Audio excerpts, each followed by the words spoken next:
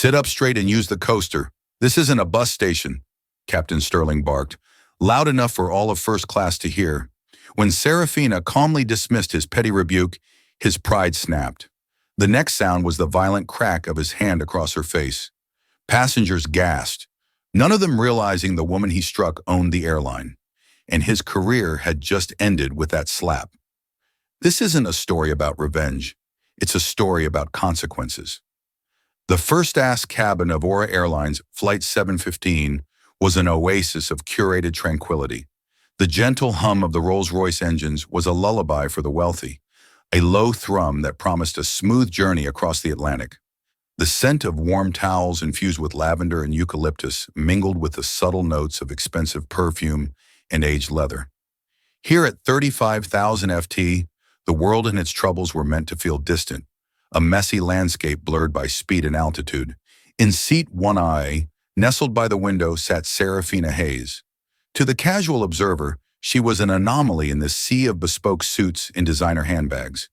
She was dressed in a simple charcoal gray cashmere hoodie, tailored black joggers, and a pair of pristine but unassuming white leather sneakers. Her hair was pulled back in a neat, intricate braid that fell down her back. No flashy jewelry save for a simple, elegant watch with a plain black band on her wrist. A pec fipe calatra, a detail so understated it was practically invisible to the untrained eye. On her lap rested not a glossy magazine, but a tablet displaying complex differential equations related to fluid dynamics. Her brow was furrowed in concentration, her finger occasionally tracing a line of code on the screen. She was 28 years old, and she possessed a stillness that was often mistaken for timidity. It was, in fact, the profound calm of a mind that operated on a different plane, a mind that had built a multi-billion-dollar empire before her 25th birthday by creating a data compression algorithm that now powered nearly every major streaming and cloud service on the planet. After selling her company, Nexus Data, for a sum that made headlines in the financial world, she had vanished from the public eye. She funneled her fortune into a private equity firm, Helios Capital, a ghost entity that acquired struggling but promising companies, nurturing them from the shadows. Aura Airlines was one of her biggest acquisitions.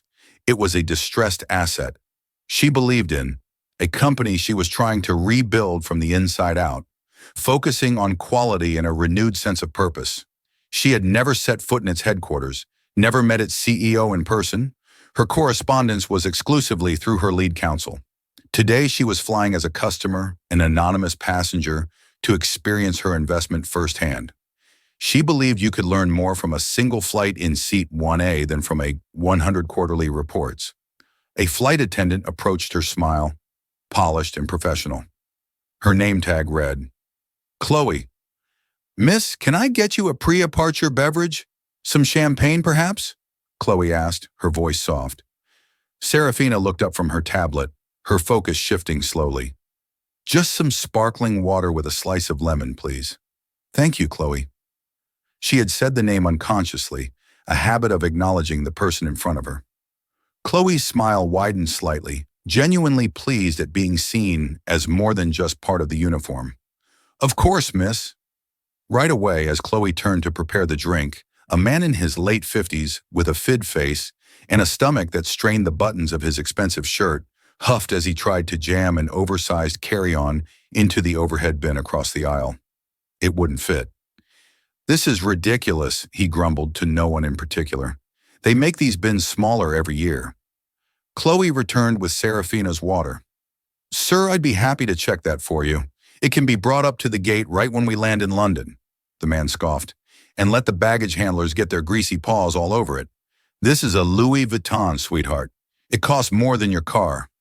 Chloe's smile tightened, but she maintained her composure. "I understand, sir. Unfortunately, it does exceed the size limits for carry-on luggage. It's a safety regulation." Before the man could retort, Serafina spoke, her voice, calm and not even looking up from her tablet. "She's right. In the event of sudden decompression, an object of that mass could become a projectile. Federal Aviation Administration Regulation 21 FOUL 589 is quite specific about it." The cabin fell silent. The man stared at her. Chloe looked surprised. "And who the hell are you?" The man snapped his face, reeling. The air marshal. Serafina finally lifted her eyes. They were a deep, intelligent brown, and they held his gaze without a flicker of intimidation. I'm a passenger who prefers not to get bludgeoned by overpriced luggage. Please let the flight attendant do her job. Her tone was not aggressive, but it was laden with an unshakable finality. Humiliated and outmaneuvered, the man thrust the bag at Chloe with a sigh of theatrical defeat. Fine, whatever, just don't scratch it. Chloe shot Serafina a look of immense gratitude before walking away with the bag. Serafina simply nodded and returned to her equations. The minor conflict already forgotten, a solved variable in a much larger calculation. She took a sip of her water, the small victory tasting of nothing more than lemon and bubbles. She was here to observe the mechanics of her airline in motion, the crew, the service, the hardware. She had no idea that the system's greatest floor was about to walk out of the cockpit and introduce himself. The boarding process was nearly complete when the cockpit door opened. Outstroked Captain Robert Sterling. He was a man cast from the mold of the golden age of aviation. Tall, square-jawed, with silvering temples, and a deep, booming voice he used like a cudgel. His uniform was immaculate, the 4 gold bars on his epaulettes gleaming under the soft cabin lights. He carried with him an air of supreme, unassailable authority. To him, the plane was not a commercial vehicle. It was his kingdom, and everyone on board, from the first-class passengers to the crew, were his subjects. He didn't emerge for a safety check or to greet the passengers with a reassuring smile. He was heading to the galley to get what he called a proper coffee, scorning the automated machine in the cockpit. As he passed through the cabin, his eyes did a quick, dismissive sweep, cataloging the passengers. His gaze lingered for a moment on the man who had argued about his luggage, giving him a slight man-to-man nod of understanding. Then his eyes fell on Serafina in seat 1. He saw a young black woman in a hoodie. His mind, a well-oiled machine of ingrained prejudice, made a series of instantaneous calculations. She was either a celebrity's assistant, a competition winner, or someone who had used a family member's frequent flyer miles to snag a seat where she clearly didn't belong. His lip curled ever so slightly. He had seen a slow erosion of standards over his 30 years of flying, and to him this was the perfect embodiment of it. First class used to mean something. It used to have a dress code. He noticed her tablet. He couldn't see the complex math, only the glow of a screen. Probably watching some reality show, he thought. He continued to the galley where Chloe was arranging glasses. Chloe! He boomed, making her jump. The coffee up front tastes like battery acid. Brew me a fresh French press. Dark roast. Of course, Captain, she said, her professional demeanor snapping back into place right away. And what was the commotion about earlier? He asked, leaning against the counter as if holding court. Something about a bag. A passenger's carry-on was too large, Captain. It's been handled, Chloe said concisely, not wanting to gossip. Looked like you were having trouble, Sterling pressed. You have to be firm with these people. Give them an inch, they'll take a mile, especially the ones who aren't used to this kind of service. His meaning was clear. Chloe felt a prickle of discomfort. Everyone has been very cooperative, Captain. But Sterling wasn't listening. His attention was drawn back into the cabin. Serafina had finished her water and had placed the empty glass on the small ledge beside her seat. It was a minor breach of etiquette. The glass should have been placed on the coaster, but she was engrossed in her work and hadn't given it a second thought. To Captain Sterling, this was a nail looking for a hammer. This was the breakdown of order he so despised. He strode back into the cabin, his polished black shoes clicking on the floor. He stopped directly in front of Serafina's seat, his large frame casting a shadow over her. She didn't notice him at first, her finger still tracing a line of logic on her screen. Miss, he said, his voice loud enough for the surrounding passengers to hear. Serafina looked up, her concentration broken. She saw the 4 bars on his shoulder, the imposing figure, the stern look on his face. Yes, your glass, he said, pointing a thick finger at it. This isn't a bus station. We have coasters for a reason. It prevents water rings on the finish. Serafina glanced at the glass, then at the empty coaster a few inches away. A minor oversight. My apologies, she said, her voice neutral. She reached for the glass, but Sterling was faster. He snatched the glass up. The flight attendants are not your maids. They have more important things to do, like ensuring the safety of this aircraft than cleaning up after people who don't know how to behave. The public nature of the rebuke, the sheer condescension in his tone, was designed to humiliate. A few passengers shifted uncomfortably in their seats. The man with the Vuitton bag watched with a smirk. Serafina felt a slow burn of anger, but she kept her expression placid. She had dealt with men like Robert Sterling her entire life. Men who used their slivers of authority to feel powerful, men who saw her skin, color, and gender before they ever saw her mind. Screaming would accomplish nothing. It would only confirm his biases. "I have already apologized, Captain," she said, her voice dropping a register, becoming colder, more precise. "Your point has been made. I would appreciate it if you would return to your duties." This was not the response he expected. He expected flustered apologies, maybe even tears. What he got was a dismissal. She, this girl in a hoodie, was dismissing him. "My duties," he said with a low, menacing laugh, "include ensuring a comfortable and orderly environment for my paying first-class passengers. Some people, it seems, need to be reminded of the standards. And your standards include berating a passenger over a misplaced glass." Serafina countered, her gaze unwavering. "That seems like a rather inefficient use of your time, especially during final boarding preparations." She had pricked his ego. He felt his authority being questioned in front of his passengers. His face, already ruddy, began to darken. "Listen, sweetheart," he snarled, leaning down, invading her personal space. "I don't know what kind of lucky break got you this seat, but you are a guest on my aircraft. My rules. You will show me and my crew the proper respect. Do you understand me?" The word sweetheart was the final straw. It was a pat on the head and a slap in the face all at once. Serafina slowly placed her tablet on the seat beside her. She stood up, a fluid, deliberate motion. She was not a tall woman, but she stood with a posture that radiated an authority far older and deeper than the kind stitched onto a uniform. She met his gaze, and for the first time Sterling saw something in her eyes that wasn't fear or awe, but a cold, hard assessment. It was the look of a predator sizing up a threat. "I understand you perfectly, Captain," she said, her voice dangerously quiet. "You are a man who confuses his title with his character. You are unprofessional, and frankly, you are a liability to this airline's brand. Now, please step aside." It was a declaration of war, and Captain Robert Sterling, a man who had never backed down from a fight in his life, was about to make the biggest mistake of his career. The first-class cabin had become a theater of silent, mortified witnesses. The hushed conversations had ceased, replaced by the electric tension of a confrontation that had spiraled far beyond a misplaced water glass. Every eye was fixed on the standoff between the imposing uniformed pilot and the calm, unyielding young woman in seat 1A. Chloe, holding the French press in the galley, watched with a growing sense of dread.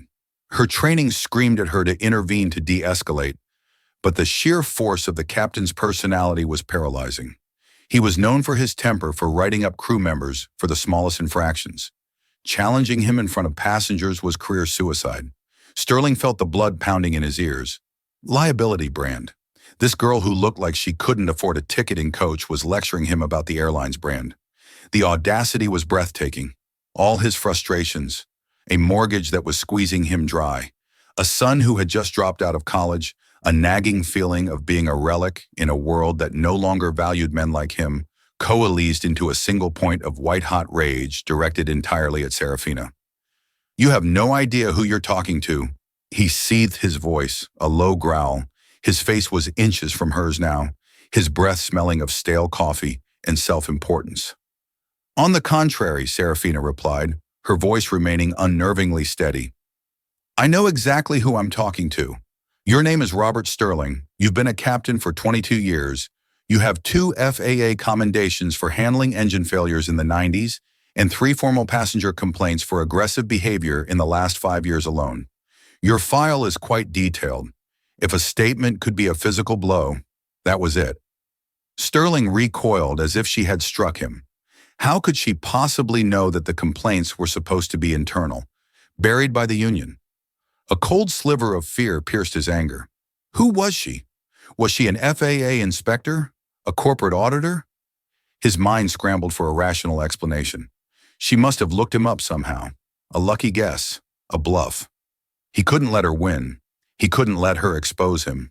He had to reassert his dominance immediately and decisively. "You're clever."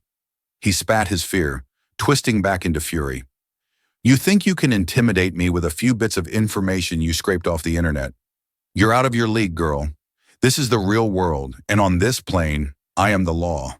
The law is governed by protocols and regulations, which you are currently violating." Serafina stated, her tone that of a professor correcting a particularly dense student.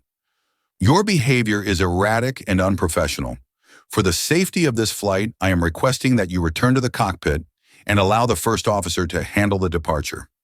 It was a perfectly reasonable, logical request, and it was the most insulting thing she could have possibly said. She had not only challenged his authority, she had questioned his competence to fly the plane. She had, in his mind, tried to strip him of his very identity. Something inside Robert Sterling snapped. The sequence of events seemed to happen in horrifying slow motion. He raised his right hand, the one adorned with a chunky gold ring. His arm moved through the air, a blur of navy blue and gold. The passengers gasped, a collective intake of breath. Chloe took an involuntary step forward from the galley, a small no escaping her lips. Serafina saw it coming, her eyes widened, not in fear but in disbelief. She had calculated the probabilities, analyzed his psychological profile based on his actions. She had predicted a verbal explosion, perhaps an attempt to have her forcibly removed. She had not factored in physical assault. It was an irrational variable, a catastrophic system failure. The sharp, ugly crack of his hand connecting with her cheek echoed through the silent cabin. It was not a gentle tap or a shove. It was a full, open-handed slap delivered with the force of a man who had lost all control. The impact snapped her head to the side, her intricate braid whipping through the air. For a single stunning heartbeat, there was absolute silence. The only sound was the ever-present indifferent hum of the engines. A bright, angry red mark began to bloom on Serafina's cheek. She slowly, deliberately turned her head back to face him. Her eyes were wide, and in their depths the cold, analytical calm had been replaced by something far more terrifying. The still, silent fury of a supernova about to detonate. She didn't cry out. She didn't raise her voice. She didn't even touch her cheek. She just stared at him. And in that silent, unwavering gaze, Captain Robert Sterling finally understood that he had not just slapped a passenger, he had crossed a line. And on the other side of that line was a world of consequences he could not possibly begin to comprehend. The smirk on the Vuitton bag owner's face had vanished, replaced by a slack-jawed expression of shock. Another passenger, a woman in her 60s, was already fumbling for her phone. The spell was broken by Chloe, who rushed forward, placing herself between them. "Captain, that's enough," she cried, her voice trembling but firm. "Please step back." Sterling blinked as if coming out of a trance. He looked at his own hand, then at the red mark on Serafina's face. A flicker of panic entered his eyes, but it was quickly stamped out by a desperate need to justify his actions. He couldn't have been wrong. She had provoked him. "This passenger is a security threat." He boomed his voice, straining to sound authoritative. She was insubordinate. She was threatening. "She is to be removed from my aircraft now." He pointed a shaking finger at Serafina. "You get your things. You are not flying on Airlines today or ever again." Serafina held his gaze for one more long, chilling moment. Then she gave a single, almost imperceptible nod. She turned and calmly picked up her tablet and her small, nondescript backpack from the seat. She didn't argue. She didn't protest. As she walked towards the open door of the plane, she paused beside Chloe. She looked at the horrified young flight attendant and spoke in a voice that was quiet but carried the weight of an iron promise. "Thank you for your professionalism, Chloe," she said. Then she looked past her eyes finding Captain Sterling one last time. "This," she said, her voice clear and cold, cutting through the stunned silence, "will be handled." And with that, she stepped off the plane, leaving behind a first-class cabin in chaos, a terrified flight crew, and a captain who was utterly, hopelessly, and completely doomed.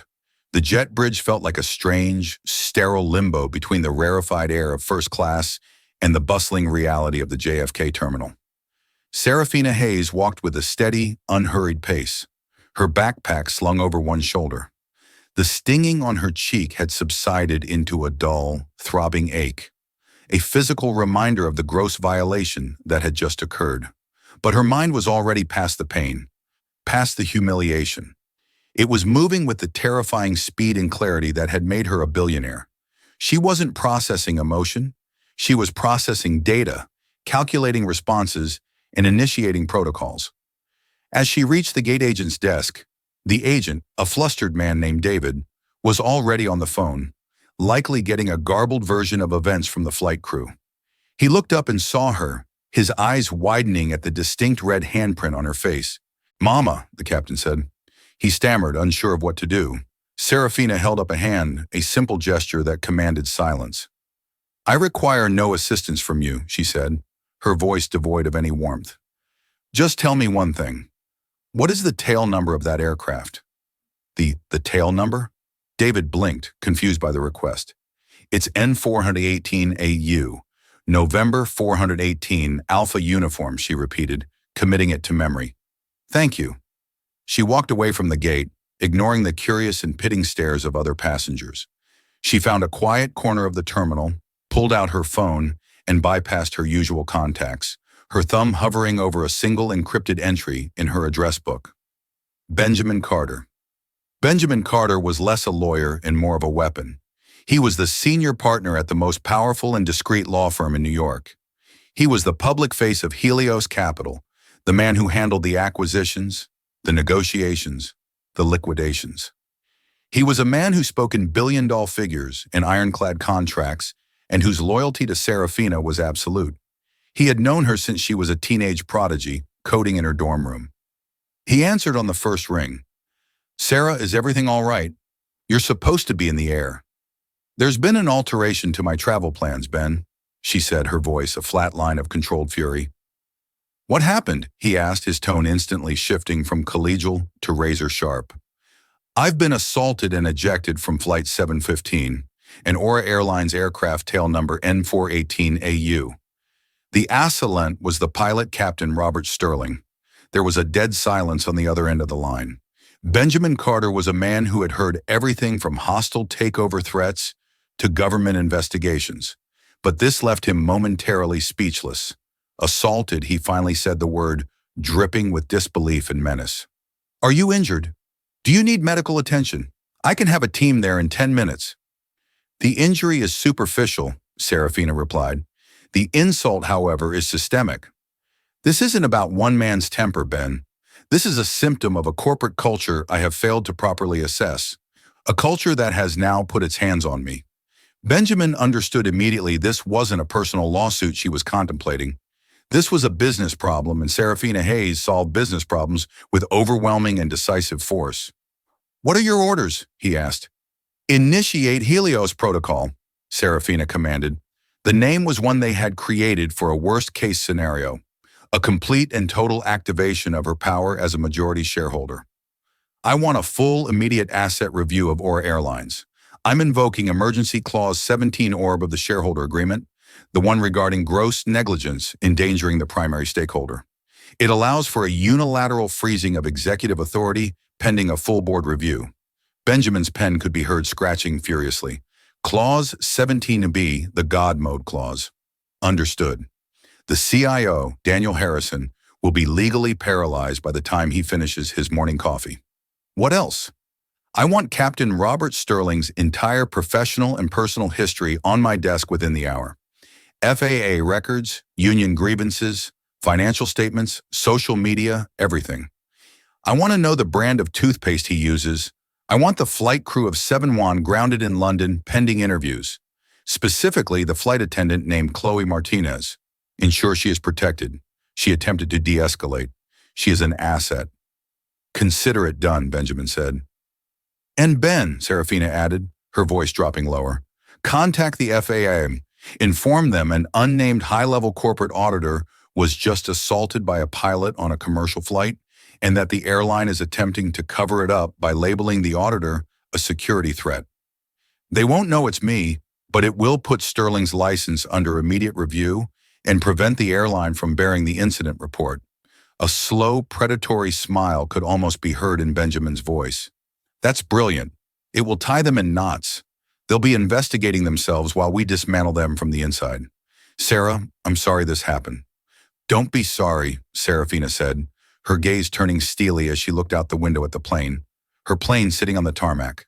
Be effective. She ended the call.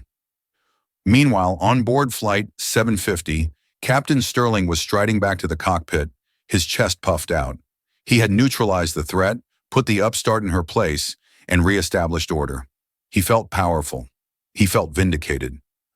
Everything all right, Bob? Asked his first officer, a younger man named Mike, who had heard the commotion. Just had to remove some trash.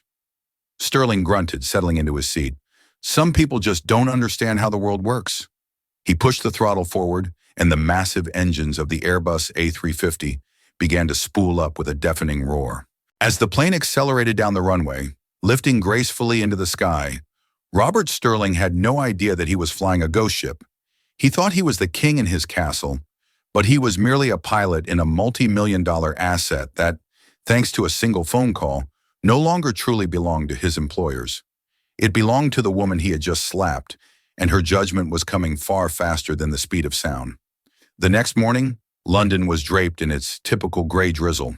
In a gleaming tower in Canary Wharf, Daniel Harrison, the COO of Airlines, was having a spectacular day. He stood before his executive board in a room with a panoramic view of the city, his hands gesturing emphatically at a series of upward trending charts on a massive screen.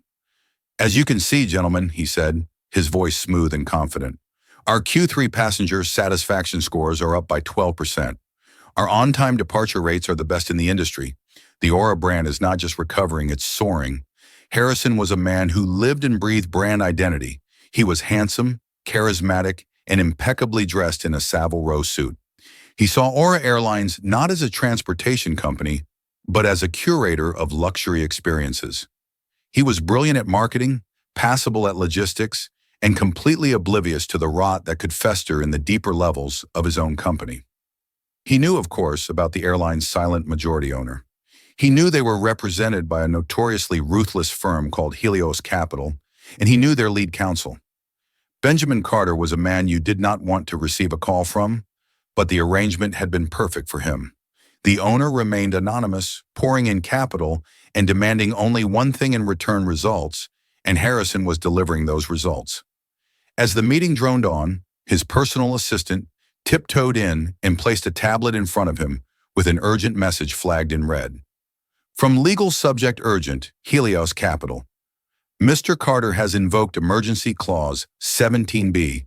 An emergency virtual board meeting has been called for 11 Sundro. GMT. Attendance is mandatory. Harrison felt a jolt of ice water in his veins. Clause 17. B. He vaguely recalled his legal team briefing him on it when the Helios deal was finalized.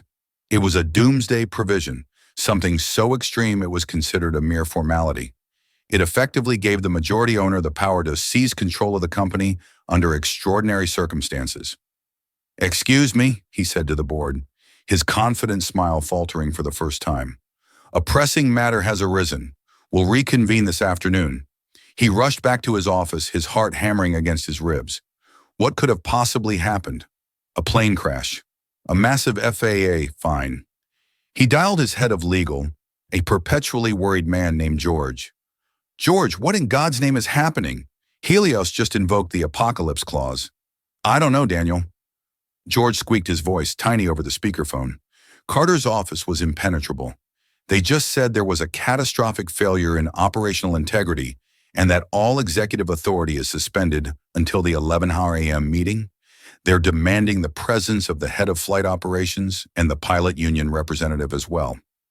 As Harrison was trying to process this, another call came through. It was from his operations manager at JFK.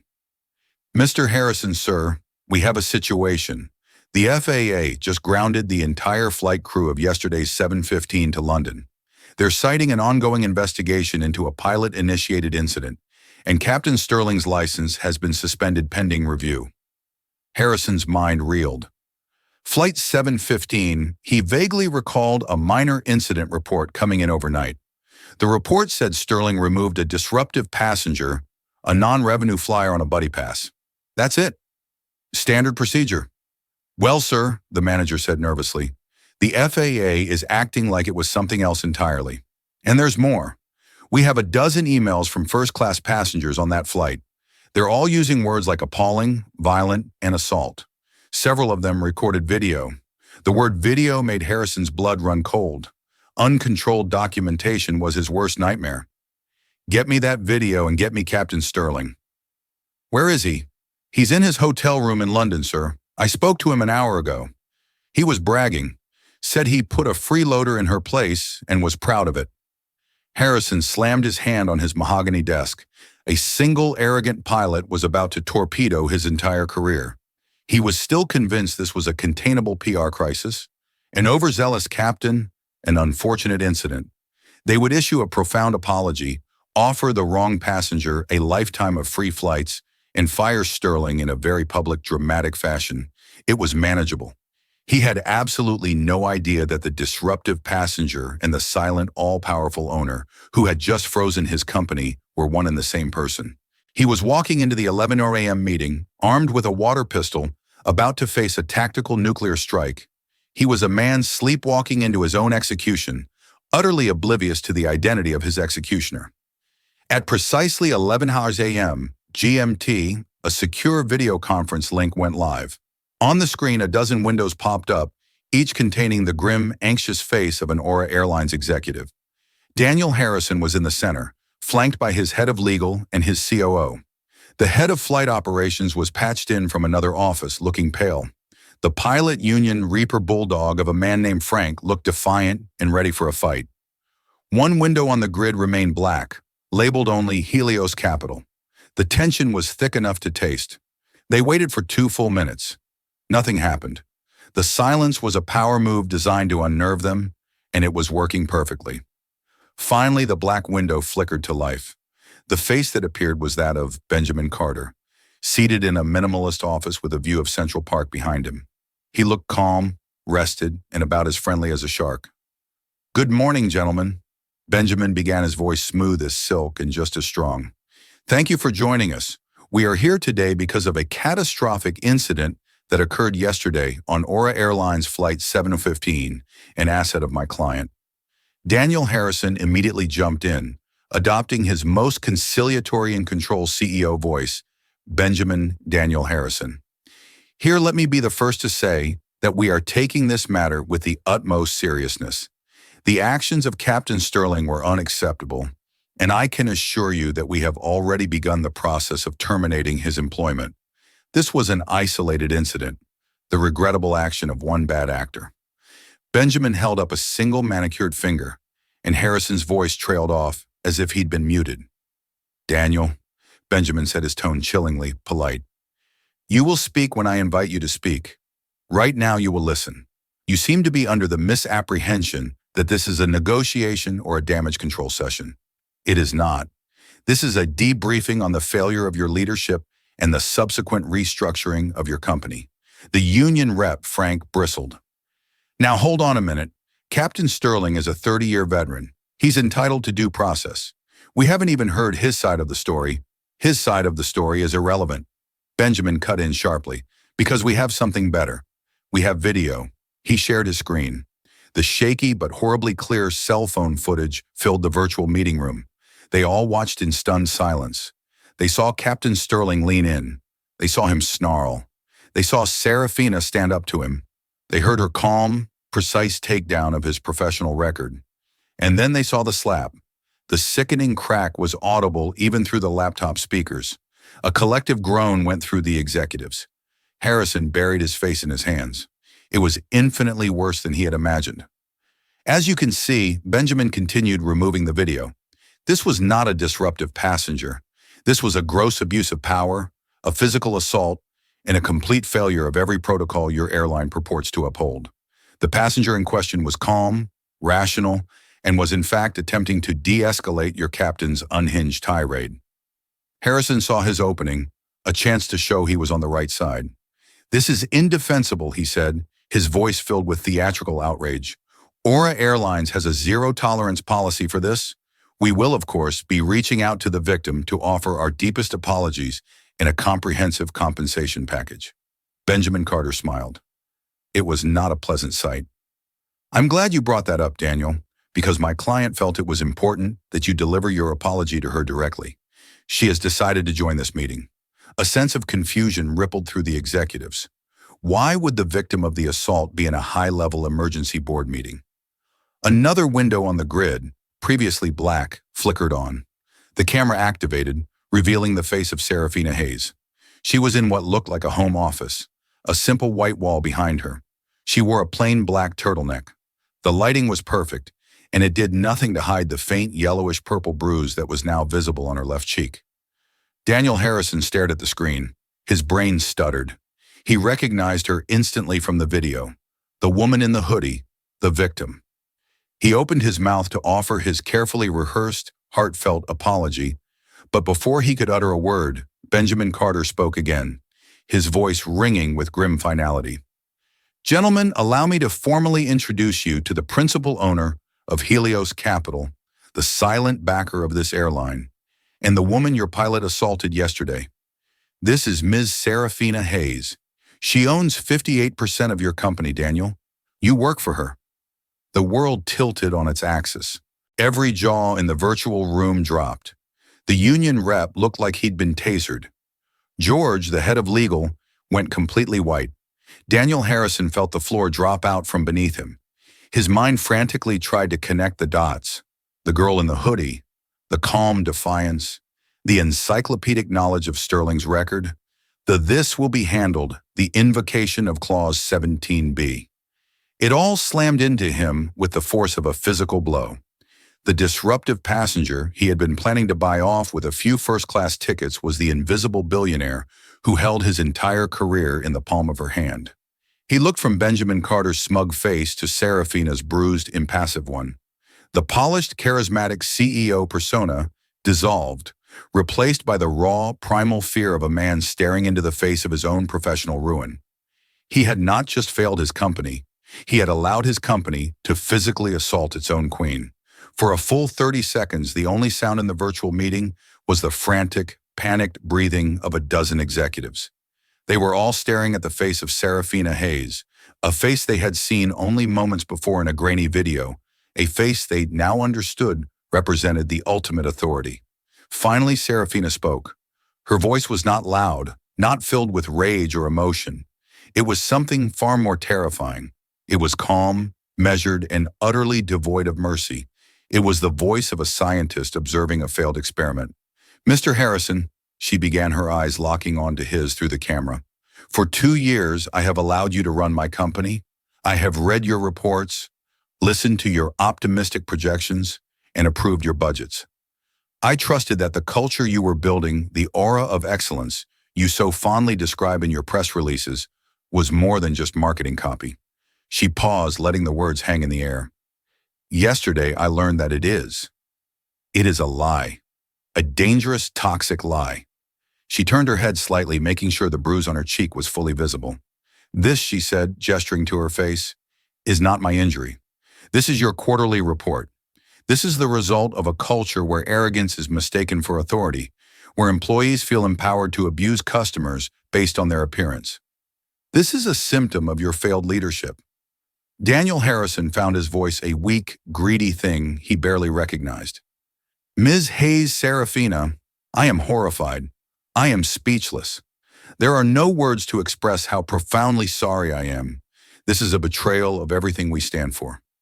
"Stop," Serafina commanded, cutting him off mid-gravel. "Do not tell me what you stand for. I will tell you what you stand for. You stand for a system that protected a pilot with 3 prior complaints of aggression.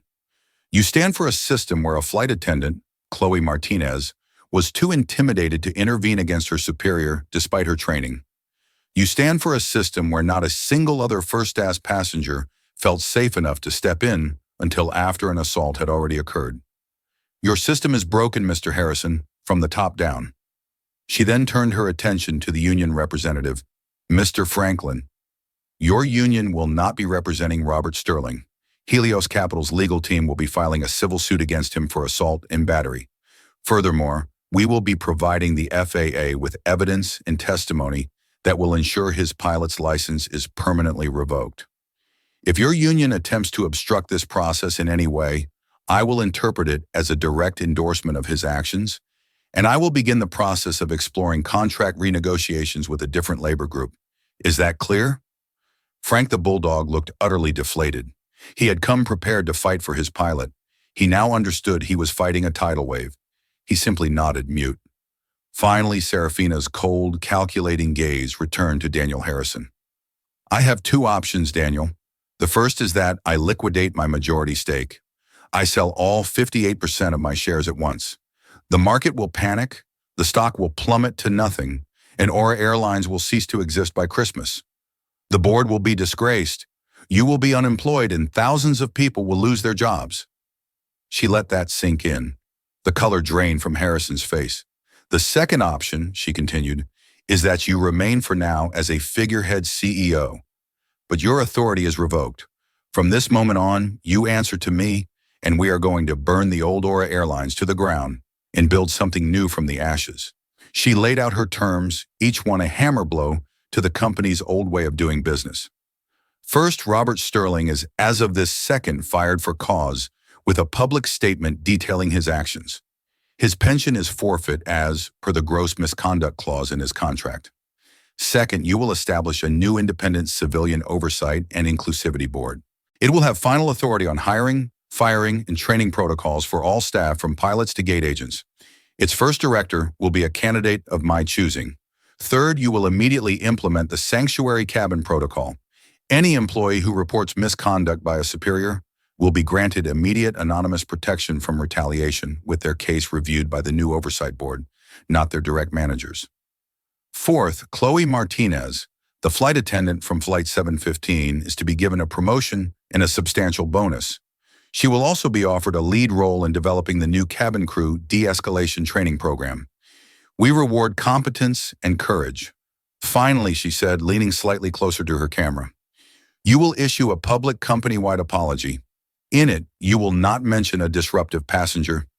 You will state clearly that a pilot assaulted a black woman in first class and that the company failed her and its own standards completely.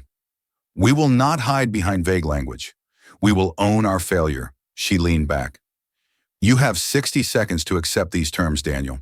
If you do not, my broker has a standing order to begin the sell-off at 11:15 a.m.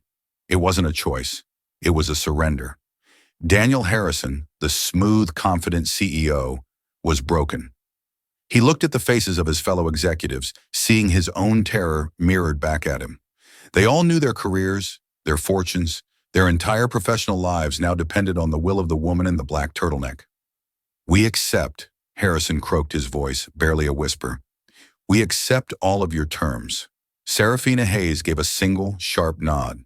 The cold, analytical expression returned to her face. The reckoning was over. The reconstruction was about to begin.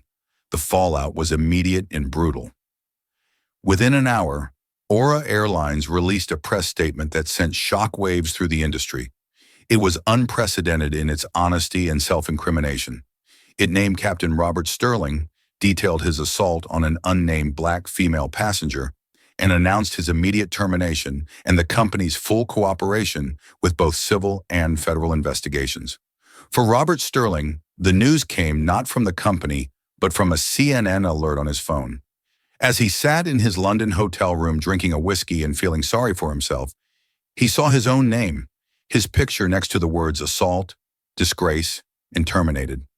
His 30-year career had been executed in a single paragraph.